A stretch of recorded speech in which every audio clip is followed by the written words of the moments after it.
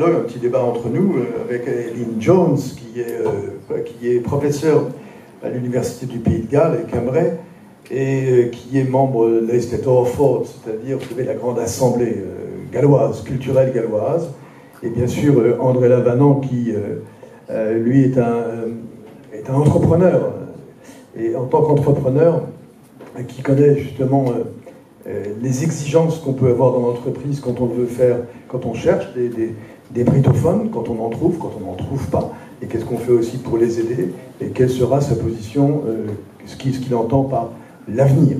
Alors déjà, pour commencer, je dirais que, évidemment, la comparaison entre la Bretagne et le Pays de Galles, elle est faussée par un certain nombre de choses importantes, même si notre fratrie est-elle extrêmement naturelle.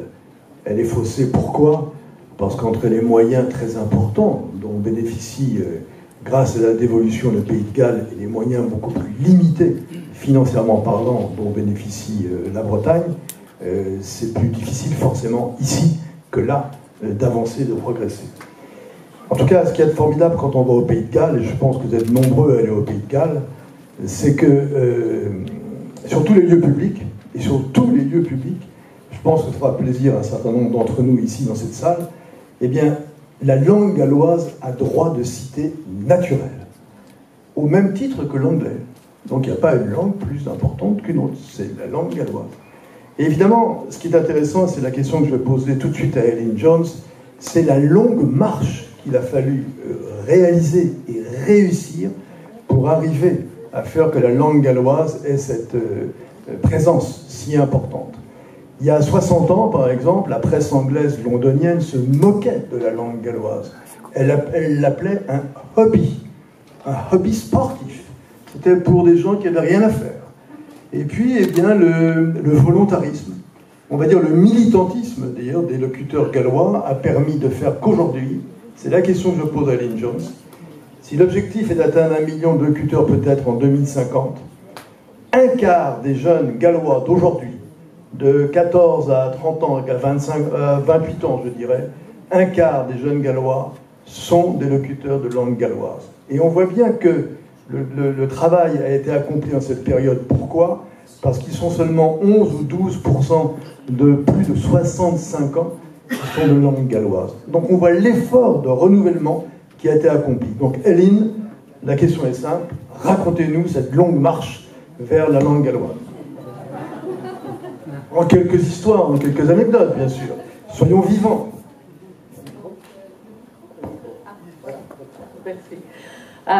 Merci beaucoup. C'est un très grand plaisir pour moi d'y être ici aujourd'hui. Je regrette, je parle pas le breton et j'ai pas fait de classe de breton, mais je vois qu'ici au festival il y a des classes de breton, donc peut-être cet après-midi après les interventions je m'y mets et je m'inscris à apprendre quelques paroles, parce que bon, pour nous, ceux qui parlent le gallois, le syntaxe breton me paraît...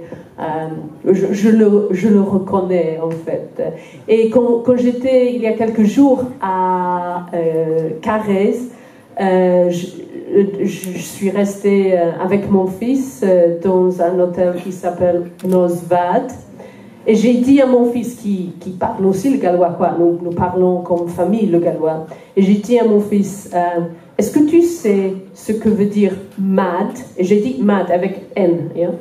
Et je lui ai dit que en gallois c'est da, c'est bon, et c'est un mot que, mad, on utilise le mot mad dans l'hymne national, mais on n'utilise pas comme mot quotidien. Donc je lui ai dit, mad, c'est da. Et donc nosvad, avec V. Donc nosvad, c'est quoi? Et il m'a dit, oui, c'est bonne nuit. Donc, pour lui aussi, il n'est pas linguiste, il est un garçon de 14 ans et il parle le gallois. Donc pour lui, les mutations de vad, mad, c'était rien, il connaissait le mot. Donc, pardon, ça c'est une petite histoire. Hélène, mais je pense que ce garçon mérite une récompense et que vous pourriez lui offrir une boîte de traumat. Le traumat, c'est un gâteau breton, c'est le gâteau breton, traumat. Donc, traumat pour mon fils. Matré. Donc, c'est un long marche, ce que nous avons fait au Pays de Galles. Et ça ne commence pas avec la décentralisation ou l'autonomie politique. Ça a commencé beaucoup avant ça.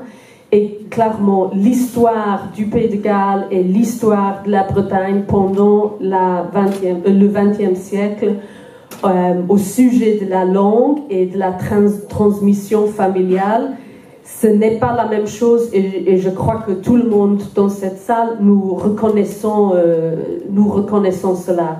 Nous aussi, nous avons perdu la transmission familiale dans certaines régions et dans certaines classes, parce que aujourd'hui, la langue galloise, elle a le statut officiel, mais ça ne veut pas dire que ça a toujours été comme ça, et ça ne veut pas dire non plus que dans le passé, il y avait beaucoup de honte entre beaucoup de personnes de parler la langue galloise. Donc nous avons aussi perdu la transmission familiale, mais ce n'est pas du tout le même niveau, le même gamme, le même pourcentage de ce qui s'est passé ici. Et il faut reconnaître cela. Et comment avez-vous fait? Comment au Pays de Galles vous avez réussi à inverser, en fait, un courant qui paraissait un peu irrémédiable il y a 60 ans? Ça paraît vieux et en même temps c'est très proche de nous. Comment vous avez réussi à modifier ce cours qui paraissait perdu? Dès les années 1960, il y a eu beaucoup plus de militantisme ouvert vers la langue galloise, en faveur de la langue galloise. Pour nous, le mai 68, c'est quelque chose de linguistique. Et donc, les jeunes qui faisaient partie du mouvement nationaliste, mais qui faisaient partie aussi d'une génération de jeunes en France, en Europe, aux États-Unis, dans le monde occidental. Ils faisaient partie du nouveau militantisme. Et donc, à cette époque-là, ça a été un vrai changement, un vrai change de mentalité, que la langue galloise avait besoin d'être une langue moderne pour les jeunes qui pouvait s'utiliser dans n'importe quel espace, dans le sexe, drugs, rock and roll des années 60. Et ce n'était plus que la langue de la religion. Et même si la religion protestante nous a aidés à créer des espaces publics où on pouvait utiliser la langue orale et écrite pendant les années quand la langue n'était pas présente dans le système éducatif. Dans les années 60 et 70, la population en général n'était pas la même vis-à-vis de la religion. Donc, oui, grâce à la religion, on a gardé la langue, mais à cette époque-là, il fallait changer, il fallait entrer dans le monde sex, drugs, rock and roll. Ok, Eline, très bien, c'est bien. Sex, drugs, rock and roll. Mais bon, ça c'est pour les Rolling Stones, ils ne sont pas gallois, ce sont des Anglais. Hein. Ne confondons pas tout. Ne mélangeons pas tout. Mais comment avez-vous réussi au Pays de Galles à faire qu'une langue qui aurait pu être considérée comme la langue des parents, des grands-parents, une langue un peu plus ancienne, redevienne, disons, tendance et même sexy pour les plus jeunes, car c'est ça. Est-ce que c'est le mouvement artistique qui y a contribué? Est-ce que c'est le mouvement sportif qui a apporté également sa contribution? Alors on se parle de Cardiff, par exemple, quand les gens ont commencé à chanter Enfrab Frenad, c'était extraordinaire. Mais comment on a réussi à faire que les jeunes qui auraient pu tourner le dos au nom de la globalisation d'ailleurs, vers l'anglais, s'approprie la langue galloise comme une langue agréable à parler.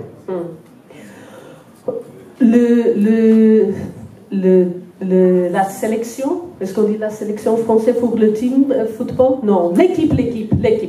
C'est la sélection, je crois que c'est espagnol, non. L'équipe nationale de football du Pays de Galles qui a fait presque vaincre les Euros de 2016. L'équipe a utilisé beaucoup la langue galloise comme langue commune entre tous les Gallois, même si le pourcentage de locuteurs est vers 20%, mais l'équipe a utilisé la langue comme langue symbolique et langue commune entre tous les Gallois. Et il y avait dans l'équipe des joueurs qui ne savaient pas la langue, qui ne parlaient pas couramment la langue, mais dans les promos, eux, ils voulaient utiliser la langue parce qu'il y avait la fierté de la langue. Et Eline, vous parlez de 2016. Moi, oui. je ne parle pas de 2016. Je vous parle de la longue marche qui remonte à des années en arrière. D'accord. Et là, c'est plutôt l'équipe de rugby du Pays de Galles qui a... Oui, le rugby, c'est important parce que le rugby à un niveau professionnel, oui, ça c'est très important. Mais le rugby est aussi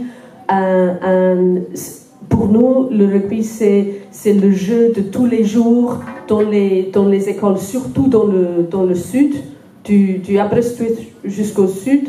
Et c'est le sport normal, surtout pour les garçons. Et donc, les clubs de rugby font partie des espaces publics ou des clubs où on peut utiliser la langue entre les personnes. N'oubliez pas qu'il y a beaucoup de monde au Pays de Galles, des milliers de personnes qui utilisent la langue galloise comme la langue de faire tout dans la vie. Pour aller chez le coiffeur, en gallois, même pour demander le drive-thru McDonald's, on peut faire en gallois. Donc il y a beaucoup de choses tout à fait normales qu'on peut faire dans la langue galloise. C'est pas la vérité partout, mais il y a des zones où la chose la plus normale et naturelle à faire, c'est de parler la langue. Et je crois que c'est vraiment très important que chez nous aussi, on se rende compte que souvent, c'est pas la personne qui décide quelle langue elle va parler. C'est l'espace qui décide. C'est le milieu linguistique. Donc, si nous avons dans la planification linguistique la reconnaissance que les milieux nous donnent des idées quelle langue nous devons parler, je crois que c'est beaucoup plus efficace. Il faut aussi le militantisme des personnes et des individus et des collectifs, mais c'est vraiment très important d'avoir les lieux, les endroits, les espaces où la chose la plus normale, c'est de parler de la langue. C'est une langue que les Gallois parlent non seulement avec fierté, mais par plaisir. Oui. On sent qu'il y a un plaisir. Oui. Mais vous avez aussi une aide extraordinaire dont nous ne pouvons pas bénéficier en Bretagne, dans notre comparatif extrêmement déséquilibré, c'est qu'il existe au minimum une chaîne de télévision galloise, Channel Pedwar Cabre, déjà, qui vous permet d'avoir régulièrement les informations, les documentaires, les variétés, le sport en langue galloise. Ça, évidemment, en Bretagne, c'est encore infantable. Oui, ça c'est très important pour nous. N'oublions pas non plus que la télévision en langue galloise n'est pas née avec la 4e chaîne, avec la Espedorec en 1982. Oui.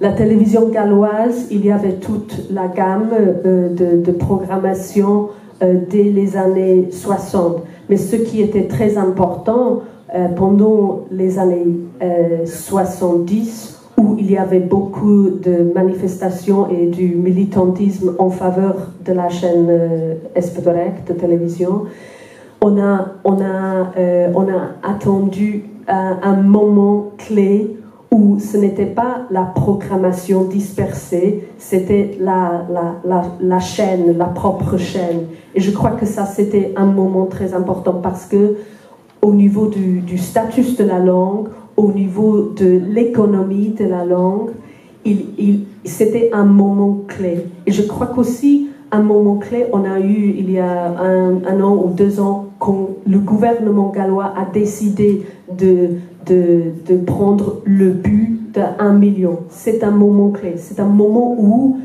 les perspectives changent, l'imagination change, les idées de ce qui peut se passer dans le futur, ça change. Donc la télévision était très importante. Aujourd'hui, peut-être la télévision est moins importante parce que les réseaux sociaux font partie de notre monde de communication. Mais n'oublions pas non plus que la télévision galloise produit beaucoup de petits clips, etc., pour faire circuler sur les réseaux sociaux. Vous m'amenez, Eline, exactement à la question suivante, parce que je voulais encore vous poser 2 ou 3 questions, avant de pouvoir passer la parole à André Lavanant. Mes 3 questions sont les suivantes. Vous savez qu'en Bretagne, on a l'Office de la langue bretonne, heureusement, très précieuse, très précieux l'Office. Mais au Pays de Galles, vous avez une institution qui s'appelle, je crois que c'est le Mentercardit. Et ce Mentercardit, c'est un peu les jalons de la politique de défense linguistique de la langue galloise. Et je crois que c'est très important comme institution pour vous, en vigie galloise quelque part. Et vous avez aussi un festival qui est le festival Taufil, qui est un festival linguistique qui réunit plus de 30 à 40 000 personnes à chaque fois. Donc on voit un peu l'assemblée extraordinaire. Et enfin, vous m'amenez à cette question tout de suite par les réseaux sociaux. Vous avez le Cardiff Wikipedia Project, dont vous pourriez nous parler également, et qui compte déjà 10 000 pages de langue galloise sur Internet. Voilà. Est-ce que vous pouvez nous expliquer à travers ces 3 facteurs ce qui sont des piliers de consolidation de la langue galloise? Oui, Mentercardit, c'est une initiative dans le capital, dans Cardiff même. Et donc, le but le plus important, c'est de normaliser l'utilisation de la langue galloise parmi les jeunes qui ont appris à l'école, mais aussi de faire des espaces où on peut utiliser la langue dans le capital. Et nous avons aussi, qui correspond peut-être mieux à l'office l'office public de la langue bretonne, nous avons commissionné de Gymraeg. C'est le commissariat le commissionnaire du gallois. Et Tafuil, c'est un festival qui se passe dans la ville de Cardiff et qui fait partie de l'initiative Mentercardit dans le capital. C'est un festival très important qui passe tous les années et je crois que c'est la 10e édition. Mais moi, je représente ici à Eisteddfod. Oui. Et Eisteddfod, c'est le festival le plus important, le festival culturel le plus important du Pays de Galles. Et nous avons environ 200 000 visitants à Eisteddfod chaque année. Et ça se passe les mêmes jours chaque année presque que l'Orient. Et c'est différent parce que pour nous, la musique traditionnelle n'est pas si forte. Vous savez bien, si vous avez visité le Pays de Galles, vous savez que la musique traditionnelle n'est pas si forte. Donc, l'Eisteddfod même, c'est un festival où le mot parler, c'est toujours le gallois. Donc, si vous chantez en mots, disons, avec la voix, c'est toujours en gallois. peut-être c'est des traductions. Nous faisons aussi la musique classique, nous faisons aussi la musique rock, mais c'est toujours en langue galloise. Les débats publics, c'est toujours en langue galloise. La littérature, nous avons des très grands prix pour la littérature et la poésie, c'est toujours en langue galloise. Nous avons aussi les beaux-arts, bon, c'est en quelle langue donc, mais nous avons aussi ça, l'architecture, le cinéma, on utilise la langue pour ça aussi. Donc c'est un festival différent parce que nous avons plusieurs formes artistiques et donc la musique traditionnelle fait partie de ça, mais elle n'est pas la partie la plus importante. Donc demain je retournerai au Pays de Galles et je vais assister à quelques interventions là et nous aurions quelqu'un qui va nous parler en gallois sur la situation politique en Catalogne. Elle n'est pas galloise, mais elle a appris la langue. Donc, elle va présenter comme moi j'ai fait aujourd'hui en français. Bravo, Eileen. Elle va faire en gallois. Bon. Eh bien, merci beaucoup, Eileen Jones. Bravo. Sur le plan musical, nous allons garder Manic Street Preachers. Parce que Manic Street Preachers est à Lorient. Profitons de la présence artistique de ce groupe gallois. Voilà. Merci beaucoup, Eileen. C'était formidable. Prugarez. Merci, Brad. Je me trouve d'André Lavanant. J'aimerais m'adresser à lui parce que quand on entend, évidemment, avec son expérience du Conseil culturel de Bretagne, des entreprises, de tout ce qu'il a vécu depuis les années Diwan aussi, puisque quand même il a été président également de Diwan pendant des années, qu'il a été président de Anne Wallet, les centres de loisirs. Évidemment, on sait que la marche, elle est longue, mais elle est aussi haute. Est-ce que vous pouvez nous en parler, André, nous expliquer un peu toute cette difficulté, enfin, ces difficultés rencontrées pas à pas et depuis tant d'années? Alors, ce que je vais dire ne va pas révolutionner ni la situation de la langue bretonne, et si ça peut avoir un impact sur son avenir, tant mieux. Mais dès lors qu'on est dans un débat sur la langue bretonne, sa situation, que nous sommes aussi dans une forme de comparatif avec le gallois, c'est quand même une conférence très politique et c'est ce qui m'intéresse. Parce qu'après avoir construit des briques Diwan en est une, c'est une brique importante, c'est la plus importante, enfin, pour moi ça a fait bouger mes repères dans la vie. J'ai mis en place la formation pour adultes, j'ai contribué dans l'audiovisuel à mettre en place ce qui existe aujourd'hui en doublage. Mais je me rappelle quand même qu'il y a... j'ai participé à un estate vote il y a de nombreuses années, que j'avais entendu dire qu'il y avait 50 ans d'écart entre la situation au Pays de Galles, situation linguistique, et la nôtre. Je lisais une partie du compte rendu de la conférence du Premier ministre qu'il a donné ce matin, et il constate qu'il y a 50 ans d'écart entre la situation chez lui et la situation chez nous. Donc, après toutes ces années de... Mais c'est comparable un petit peu à ce qui se passait au Pays de Galles il y a 60 ans. Parce qu'il y a 60 ans au Pays de Galles, la langue galloise était extrêmement déconsidérée. Oui, non, mais tout à fait. Tout à fait. Alors, moi, les résultats qu'il y a aujourd'hui et qui ont été présentés par l'ENA ne me satisfont pas du tout. Je ne suis pas à un moment de ma vie, et puis, bon, ça fait quelques dizaines d'années que beaucoup d'entre vous travaillent, militent aussi. Je pense qu'on doit adopter une attitude, et les plus jeunes aussi, d'une envie, et d'exprimer cette envie pour que nous connaissions autre chose. Il est normal qu'après avoir vécu un certain nombre d'années avec un budget dédié à la langue bretonne, l'ENA a cité à peu près 7 millions, un peu moins, 6 millions 9, mais ce budget a été à 7 millions 5. Bon, multiplié par 10 ou 12 ans ou 13 ans, etc., ça fait quand même quelques millions. Heureusement que nous pouvons, ou que l'ENA peut présenter un bilan. Mais pourquoi se satisfaire de ce bilan?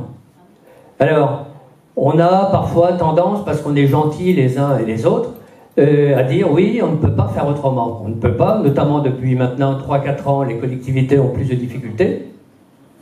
Bon, ça c'est un constat. Mais je pense qu'il y a un positionnement politique à avoir, que le Conseil régional devrait avoir ce positionnement politique, et qu'il ne l'a pas aujourd'hui. Aujourd'hui, il se situe dans la légitimité de ses rapports avec l'État, notamment avec l'État. Et quels sont ces rapports avec l'État? C'est un rapport de type de servage. L'État donne le coup de sifflet et la région, subit et exécute ce coup de sifflet avec parfois quelques initiatives, dont une récente dans le droit, dans le cadre du projet du droit à l'expérimentation qui va être discuté à la rentrée. Mais que peut-on attendre de ce droit à l'expérimentation quand on connaît l'ambiance telle qu'elle est depuis déjà très longtemps, ce jacobinisme dont on parle, et ce jacobinisme rénové? Il est, depuis une bonne année, rénové. Mais il est toujours présent dans ses fondements.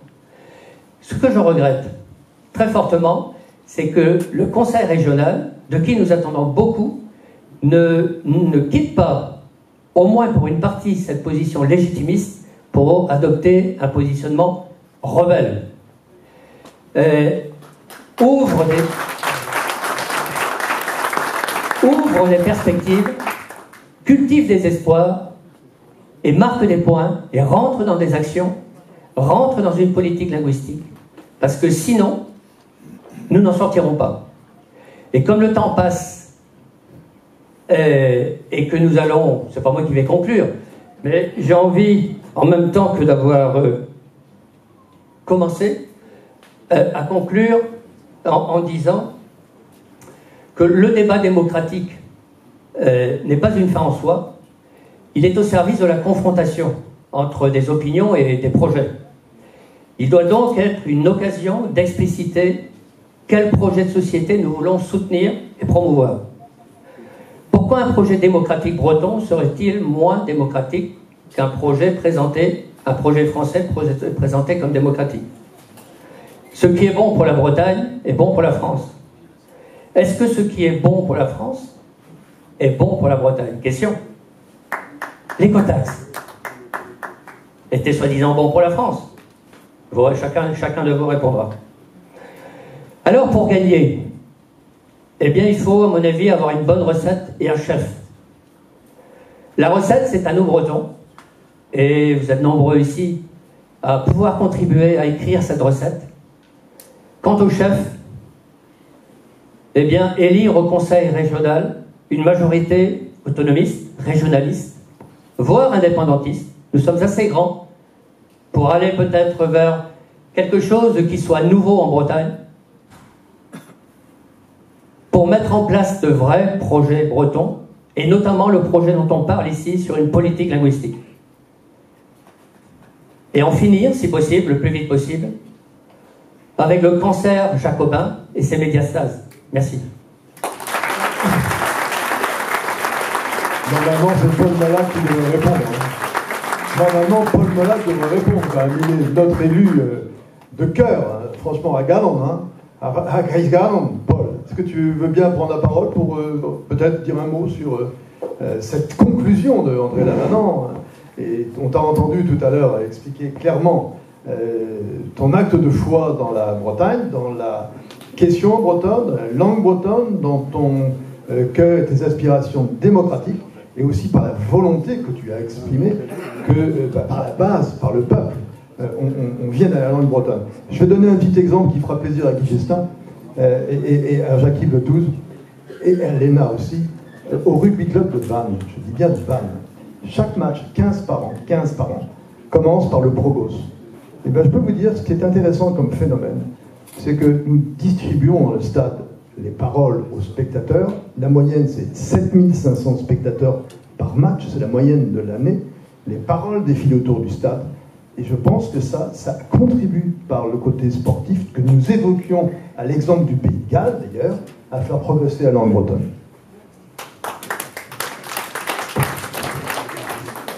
Alors, André nous a fait un plaidoyer pour les prochaines élections régionales. Bon, j'ai bien compris. Moi, je suis prêt à discuter de tout, mais je remarque quand même certaines difficultés. Parce que rien que le terme d'autonomie, déjà, commence à leur faire peur. Alors, bon, pourtant, l'autonomie, il me semble que c'est tout simplement être autonome, c'est tout simplement se gérer soi-même. Donc, il n'y a pas... Nous avons un grand voisin à l'Est qui n'est pas forcément très ouvert à nos problèmes, pour dire les choses clairement. Alors, j'ai une anecdote quand même, je vais vous la donner, parce que on a vu le ministre de l'Éducation nationale sur des questions de bac en breton, par exemple. Hein, ça a dû certainement arriver à vos oreilles. Et donc, il nous a dit qu'il ne voulait pas de dérive à la catalane. Mon pauvre monsieur, on en est bien loin. On en est bien loin. Donc... certes, c'est un discours que je peux entendre, et c'est le discours quelque part de l'autonomie, il faut que nous nous prenions en charge. Et ça passe effectivement par une question politique. Et parce que le jour où les gens se détermineront en mettant un bulletin de vote sur telle ou telle chose, par exemple si on entend Bretagne ou Loire-Atlantique, là je pense qu'on aura gagné. Nantes sera assez rapidement en Bretagne à partir de ce moment-là. Ça c'est clair. Peut-être, Paul, que le Pays de Galles peut nous aider d'ailleurs sur Nantes en Bretagne, parce que, juste pour rappel, on ne l'a pas dit tout à l'heure, il faut savoir qu'à l'époque où André Maurice était maire de Vannes, il avait établi le jumelage entre Nantes et Cardiff. C'était dans les années 60. Et d'ailleurs, le congrès celtique s'était tenu à Nantes, et beaucoup de personnes de l'Est de Ford étaient venues du Pays de Galles. Donc Nantes et Cardiff sont jumelés depuis 60 ans, presque 70 ans bientôt. Et ça pourrait aider, en fait, du côté gallois, à dire, mais au fait, nous, on a des liens avec vous, par Nantes. Bien sûr. Et puis, dans la prochaine, si jamais il y a quelque chose de voté sur une euro-région, il faudra effectivement essayer de rattraper la Loire-Atlantique, en tout cas le lui proposer. Bon, après, moi je ne suis pas Philippe Grandvalet, donc on verra bien, mais en tout cas, la proposition devra être faite. Alors, on a... l'exemple corse, c'est intéressant, bien que différent par rapport à celui de la Bretagne. C'est une majorité qui s'est fait élire sur un programme. Donc avec un certain nombre de choses dans ce programme. Et il me semble que les listes qui se proposeront pour les prochaines élections régionales auront aussi un programme, et on verra bien quelles sont les choses qui sont dans ce programme, sachant qu'il y aura certainement des choses à long terme et à court terme. Parce que... il y a quand même un certain nombre de verrous constitutionnels qui sont difficiles à faire sauter en France. Alors je sais bien que la désobéissance civile peut nous permettre d'avancer. On le voit par exemple avec le bac en breton. Si jamais les élèves de Diwan n'avaient pas décidé de le faire, on n'en parlerait toujours pas. Donc après, c'est comment... Mais vous voyez bien que là, c'est une alchimie entre ce que veut la base, ce que veut... les militants de la base, ce que veulent les militants, ce que veulent les Bretons, quelquefois pas forcément la même chose, et après, comment on le traduit politiquement avec des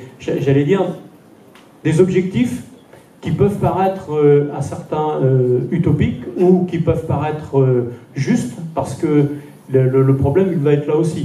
C'est-à-dire qu'il faut qu'on amène petit à petit les Bretons à ne plus avoir peur d'eux-mêmes. Et c'est peut-être ça notre problème principal, parce que la honte, le fait de ne pas être... de cacher sa culture, sa langue, etc., il ne faut pas croire que c'est fini, c'est simplement, c'est passé à un stade subliminal. C'est-à-dire que maintenant, c'est comme le réflexe de Pavlov, ils ne savent plus pourquoi, mais ils n'en veulent pas. Alors que leurs grands-parents ou leurs parents avaient des raisons. C'est vrai que quand on se fait matraquer à l'école, on n'a pas trop envie de parler breton après. Et là, c'est passé chez les personnes, et je crois qu'il faut arriver à un autre stade, en tout cas c'est celui que j'appelle de mes voeux, c'est qu'on sait d'où on vient, on sait comment ça s'est passé, et donc maintenant, on peut effectivement être nous-mêmes. Merci Paul, je trouve que c'est une merveilleuse conclusion à ce débat. Je te laisse que tu la fasses. Je te voyais là-bas avec Gwendas, je dis, oh quand même, je vais appeler Paul là. Ça va Gwendas?